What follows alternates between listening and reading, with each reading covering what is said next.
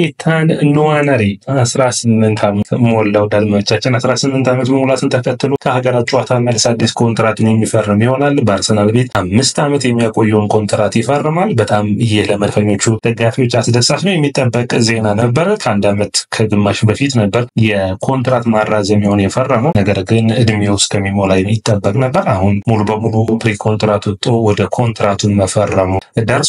ይህ ጥሩ የሚባል ነው። ኢታን ንዋነሪ አርሰናል ይህንን ተጫዋች በአካዳሚው በ2013-14 የውድድር ዓመት ሲያስፈርም ወይም ደግሞ ሲያገኘው በቅድመ አካዳሚ ፕሮግራሙ ማለት ነው ከ8 ዓመት በኋላ ነበር። አርሰናልም በዛን ዓመት የኤፍኤ ካፕ ዋንጫ ማሸነፍ የቻሉት የነበር አስደሳች ጊዜ ነበር። ሚሲት ኦዚልን ያስፈረሙበት አሮን ራምሴ ምርጥ ወቅቶች ነበር። ያኔ ግን ኢታን ንዋነሪ የአርሰናል የአካዳሚ ተጫዋች ሆኖ ነበር። ይህ ታዳጊ በአርሰናል ቤት የጃክ ዊልሸር የሴስክ ፋብሪጋዝን የቡካዮ ሳካን ፈለግ በመከተል አሁን ሌላኛውን ጥሩ ተጫዋች መድፈኞቹ ያገኙ ይመስላል። ይህ ግን የተለየ ነው። በአርሰናል አካዳሚ ታሪክ ብዙ ነገር ከሚጠበቅባቸው ተጫዋቾች ውስጥ አንዱ ነው። በእንግሊዝ ፕሪሚየር ሊግ በ15 ዓመት ከ181 ቀን በመጫወት ታዳጊው የእንግሊዝ ፕሪሚየር ሊግ ተጫዋች በመባል የተጫወተ ነው። ጥሩ የሚባል ብቃቱን በዘንድሮ ውድድር ዓመት አሳይቷል። በፕሪሚየር ሊጉ በአጠቃላይ በሁሉም ውድድሮች 31 ጨዋታዎችን ጀምሮ 8 ጎሎችን አስቆጥሯል። በፕሪሚየር ሊጉ 3 ጎሎችን ማስቆጠር የቻለ ነው። ጥሩ ብቃቱን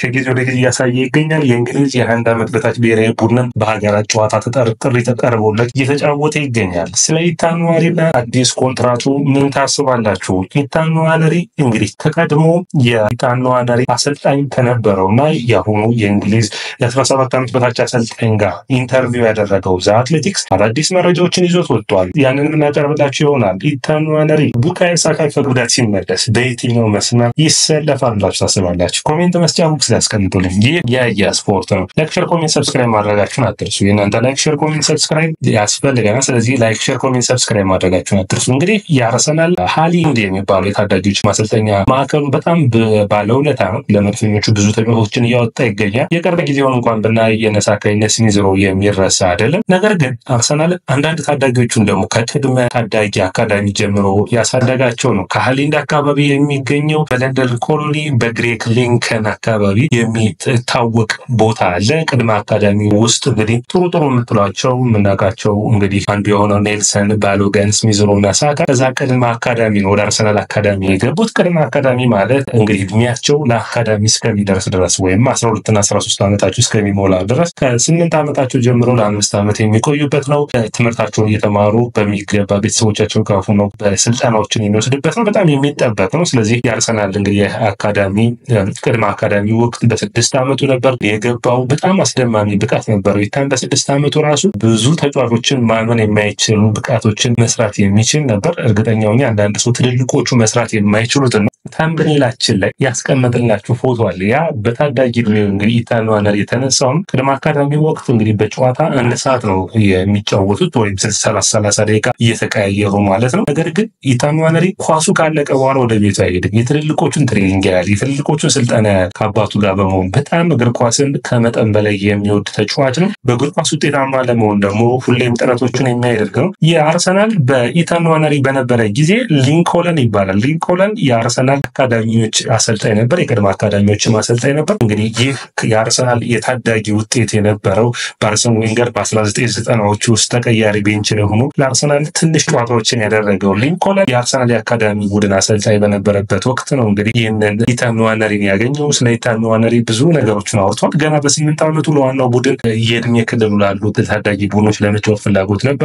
ብዙ ድሎችን ልምዶችን እንዲያገኝና በሚገባ ደግሞ ትሬኒንጉን በመስራት ያግዝ ነበር። ነገር ግን ሁሌም እንደሚባለው የኢታን ንዋነሪ ምርጥ ብቃቶች ውስጥ የሉዊስ ስካሊ ሚና እንዳለ ነው። ያን ያክል ዕድሜ ልዩነት የላቸውም። የ7 ወርና የ8 ወር ነው። በሚገባ አብረው በአካዳሚ ውስጥ ያደጉ ናቸው። ነገር ግን የኢታን ምን ይለየዋል ካላችሁ በጣም ፍላጎቱና በጣም ዝምተኛ መሆኑ በእግር ኳስ ራሱን የሚገልጽበት መንገድ ነው። በጣም ከፍተኛ የሆነ ፍላጎት ነበረው። በአካዳሚ በእያንዳንዱ ላይ አስደሳች የሆኑ ብቃቶቹን የሚያሳይ ነበር። ወደ ሌሎች አካዳሚ የመሄድ እድል ነበረው ከፍተኛ ክፍያን በማግኘት ገና እንግዲህ ወደ አካዳሚ ስላልገባ ማለት ነው። በቀላሉ ወደ ሲቲ፣ ወደ ቼልሲ፣ ወደ ቶተንሃም ጥያቄዎች ቀርበውለት ሳይቀበል ለአርሰናል ለመጫወት ያነበረው ዓላማ ከፍተኛ ነበር። ያኔ እንግዲህ በቅድመ አካዳሚውን ኮንትራት ሲፈርም ገና በታዳጊ ዕድሜው ማለት ነው የሆነ ሁልጊዜ የሚዘዋውር ፎቶ አለ።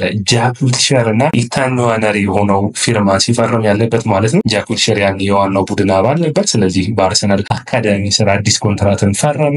በግንቦት 2015 ነበር ለኮንትራቱን የፈረመው። ያኔ እንግዲህ ኦልሞስት 12 ዓመቱ እና 13 ዓመቱ ላይ ሲደርስ ማለት ነው። ያንን ተከትሎ እንግዲህ አርሰናል በዌስት ብሮምን በ4-1 ባሸነፈበት ጨዋታ ላይ ጥሩ ብቃቱን ማሳየት የቻለ ነበረ። በ8 ዓመቱ ነበር የገባውና ያኔ የመጀመሪያውን ኮንትራቱን ወደ አካዳሚ ኮንትራቱን ሲፈርም ማለት ነው ጥሩ ፐርፎርማንሱን አይተው ነበር። ከጃክ ዊልሸር ጋር ኮመን የሆኑ ፎቶዎች አላቸው። ዌስት ብሮም አርሰናል 4-1 ሲያሸንፍ አርሰናል የአካዳሚ ተጫዋቾችን ይጋብዝ ነበርና የጃክ ዊልሸርን ያኔ የዓመቱ ምርጥ ጎል የተባለችውን ጎል ሲያስቆጠር ዌስት ብሮም ላይ ኢታን ንዋነሪ በስታዲየም ሆኖ ተከታትሎ ነበር። ከዛዎች እንግዲህ በአርሰናል በአካዳሚ ስር ከ14 ዓመት በታች ከ15 ዓመት በታች በእያንዳንዱ እርከን ተጫውቷል። በተለይ ከ14 ዓመት በታች እና ከ15 ዓመት በታች ሲጫወት ግን የአማካይ ተከላካይነት ሚና ነበረው ጥሩ የሚባል ነው። እንግዲህ አርሰናል የአካዳሚ ማዕከሎችን በተለያየ አይነት ሁኔታ ይገነባ ነበር። ከ18 ዓመት በታች ከ21 ዓመት በታች ቡድን ውስጥ ደግሞ ወደ አጥቂ ጠጋ ብሎ ነበር። ስለዚህ በተለያዩ አይነት ቦታዎች የሚጫወቱ ተጫዋቾችን አርሰን ዌንገር የሚፈልጉ ነበር። ያንን በሚመለከት በሚገባ የታዳጊ ማዕከሉ የሚጫወቱበት ቦታዎች እያንዳንዱ ተጫዋች ብዙ ቦታዎችን እንዲለምድ ይደረግ ነበር። ማርቲን ኦዴጋርድ የሚመስል ቦታ ላይ ደግሞ አሁን ለዋናው ቡድን እድልን አግኝቶበታል። በ9 ቁጥር በቀኝ መስመር በሳካ ቦታ በኦዴጋርድን ቦታ መጫወት የሚችል ነው። የአካላዊ ብቃቱ በጣም ጥሩ የሚባል ነው። በአርሰናል የኢቫን ጋዚዴስን እንግዲህ ሲኦ ሆነው ከመጡ በኋላ በአርሰን ዌንገር ስር አንዱ አሮ አፕሮች የሚባል ነበራቸው። አሮ አፕሮች ማለት ነው የተጫዋቾችን በጣም በፍጥነት ወደ ዋናው ቡድን ብቁ ማድረግ ነው።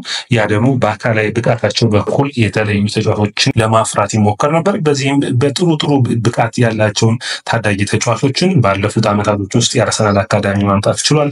በተለይ በአካላዊ ብቃታቸው በኩል ከቡካዮ ሳካ ጀምራችሁ ኔልሰን ጆቪኖክን ማየት ትችላላችሁ። ነገር ግን የአካላዊ ብቃት ብቻ ሳይሆን በተለያዩ ቦታዎችም እንዲጫወቱ ግዴታ የሆነባቸው ነበር። ያንንም በሚገባ ሲያከናውኑ ይታያል። ነገር ግን የአርሰናል የአካዳሚ ውጤቶች ደግሞ ሜርቲሳከር ነበራቸው።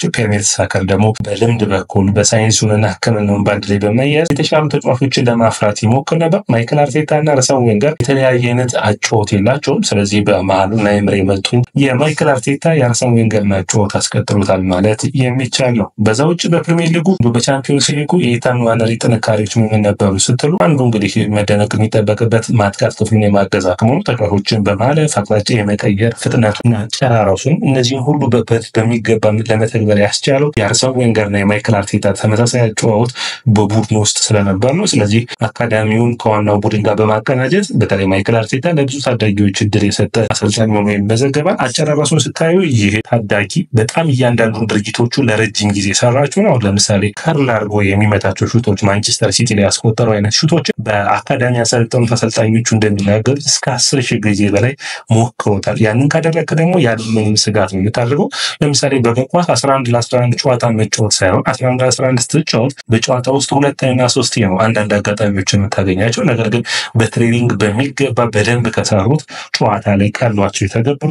ያንን ደግሞ በሚገባ ያደረጉት ይገኛሉ። አምና ከ17 ዓመት በታች በአውሮፓ ሻምፒዮና በሳይፕረስ በተካሄደበት ጨዋታ ጊዜ የተጫዋች ጥሩ ፐርፎርማንሱን አሳይቶ ነበር።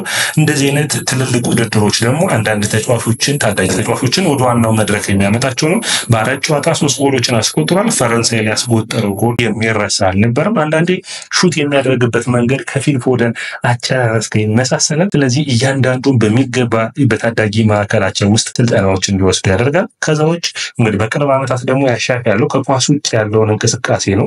አምና መሐመድ አሊ ይባላል የአርሰናል ከ21 ዓመት በታች እና ከ23 ዓመት በታች የሚያሰለጥነው እሱ አሰልጣኝ በሚገባ የዚህንን ተጫዋች 21 ዓመት በታች ቡድን ውስጥ ጠንካራ ብቃትን እንዲያሳይ ሲያግዘው ነበር። ያ ምንድነው ከኳስ ውጭ ያለው እንቅስቃሴ ጥሩ እንዲሆን ነበር። ይህ ተጫዋች አሁን ደግሞ በመድፈኞቹ ቤት አዲስ የ5 ዓመት ኮንትራት ሊፈርም ነው። ለአርሰናል ብዙ ነገሮችን ሊውል የሚችል ማይክል አርቴታ ቡድን ውስጥ በሚቀጥሉት ዓመታቶች ውስጥ አስፈላጊና ወሳኝ ተጫዋቹ ነው። ከነ ቡካዮ ሳካ በመቀጠል ጥሩ ብቃቱን የሚያሳይ ነው። አዲስ ኮንትራቱን መፈረሙ ለአርሰናል አስፈላጊ ነው። በቅርብ ጊዜ ደግሞ ኮንትራቱን ከመፈረሙ በፊት ቅድመ ኮንትራት ከመስማማቱ በፊት ቼልሲ እንግዲህ ኦልሞስት እስከ 50,000 ድረስ ቼልሲ ለመክፈል ፈቃደኛ ነበር በሳምንት። ከዛ ውጭ ማንቸስተር ሲቲን ፈልገውት ነበር። ነገር ግን ተጫዋቹ ለአርሰናል ያለውን ታማኝነት በሚገባ ሳይቶ በአርሰናል ቤት ቆይቶ ነበር። አሁን የሚቀጥለው ስቴፑ የሚሆነው በወጥነት ይህንን ብቃቱን እያሳየ መቀጠል ነው። በየት ቦታ ይሰለፋል? ቡካዮ ሳካ ከጉዳት የሚመለስ ከሆነ የአጥቂ መስመሩን መሸፈን ይችላል። ቀኝ መስመሩን